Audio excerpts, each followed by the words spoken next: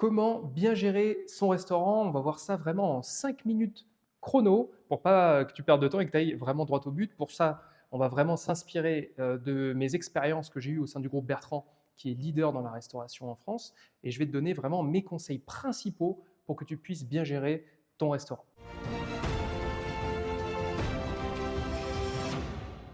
Alors, la première des choses qui est vraiment très importante, c'est ce qu'on va appeler le couple produit, prix, emplacement. Voilà, ce petit triptyque.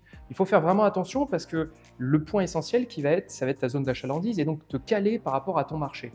Faire très attention à ce que ton prix et ton produit soient liés. Donc, si tu proposes un produit avec un ticket moyen qui va être élevé, il faut que tu aies une zone d'achalandise qui ait du pouvoir d'achat, des CSP+, notamment, par exemple.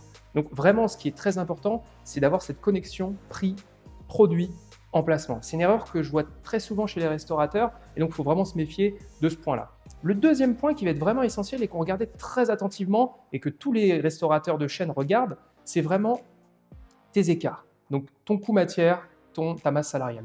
Coût matière, c'est vraiment faire très attention à ton coût matière, c'est-à-dire l'achat que tu vas avoir auprès de tes fournisseurs, bien regarder, bien négocier. Alors malheureusement, je sais et je me doute que si tu regardes cette vidéo, tu n'as peut-être pas le même pouvoir de négociation qu'un géant comme McDonald's ou comme le groupe Bertrand. Maintenant, tu peux quand même regarder attentivement tes prix et donc ça va te permettre d'évaluer justement une marge par rapport à tes coûts matières. Donc les coûts matières, en règle générale, ça peut évoluer. Donc là, avec l'inflation, on est plus aux alentours des 30% à l'heure où on parle, mais ça a pu être précédemment, quand je travaillais dans des entreprises, des restaurants de chaîne, aux alentours de 20%. Donc pour te dire que c'était plus bas. Donc ça, c'est le premier point, mais vraiment, fais très attention parce que ça va être lié à ton prix de vente et par rapport à ta marge. Donc fais vraiment très attention à ça.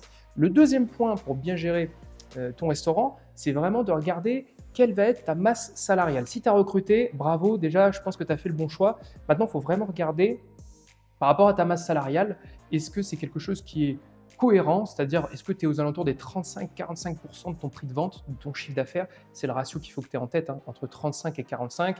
Faire très attention parce que quand je regardais des restaurants et que je voyais que le résultat, enfin, que la masse salariale était supérieure à 45, je peux t'assurer que dans 90-95% des cas, le restaurant en question était en perte. Donc vraiment faire très attention à ce point-là, la masse salariale. Donc c'est très simple, hein. Tu as ton chiffre d'affaires, il faut compter entre 35 et 45% à peu près, vraiment pour avoir une fourchette qui va être plutôt bonne. Donc si tu respectes le premier point qui est ton prix, ton produit, ton emplacement, qui est une liaison que ce soit cohérent. Si tu respectes aussi le deuxième point qui va être, comme on l'a vu, bien respecter les deux calculs, donc analyse d'écart, masse salariale et coût matière. J'insiste, vraiment très important. Si tu as un logiciel qui te permet de le faire avec tes approvisionnements, c'est génial. Si ce n'est pas le cas, essaie de le faire via un tableau Excel. Rien de compliqué, c'est juste vraiment faire le calcul, la somme totale et le rapporter par rapport à ton chiffre d'affaires. Si déjà tu as fait ça, je peux te rassurer et te dire que pour gérer ton restaurant, tu le gères déjà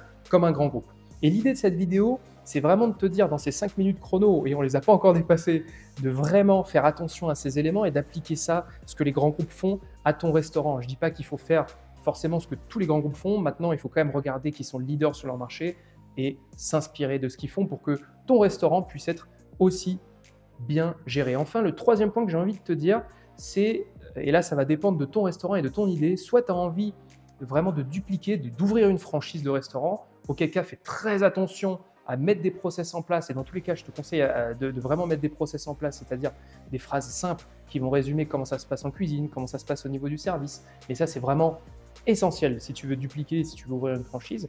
Mais si tu veux ouvrir un seul restaurant et que tu te dis, voilà, moi ce que je veux, c'est ouvrir un restaurant, travailler dedans parce que c'est une passion, dans ce cas-là, fais vraiment attention à ce que ton savoir-faire transpire dans le restaurant. C'est-à-dire que vraiment, tu dois avoir un truc en plus. Si c'est pour ouvrir un seul restaurant, il faut que tu aies ce petit truc en plus qui va faire que le client va venir chez toi et ne va pas aller dans un restaurant forcément de chaîne où ça va être plus standard, plus processé, etc., etc. Donc joue sur la qualité, le côté local, avec par exemple des produits locaux, des partenaires locaux, des choses qui vont te démarquer, te différencier. Tu ne peux pas gagner sur tous les tableaux, tu ne peux pas avoir un seul restaurant et vraiment jouer le côté indus, etc. C'est pas possible. Donc vraiment pour bien gérer ce restaurant, j'insiste, process et aussi, si tu peux le faire, vraiment jouer sur la carte locale si tu as un seul restaurant. Maintenant, l'idée, si tu peux en ouvrir plusieurs parce que tu as un savoir-faire et que tu as envie de le transmettre, c'est génial et c'est ce que je t'invite à faire avec la BSG Academy. En tout cas, c'est ce qu'on prône, nous, avec la BSG Academy. Donc, n'hésite pas en lien, hein, Sous cette vidéo, tu as justement des liens qui te permettent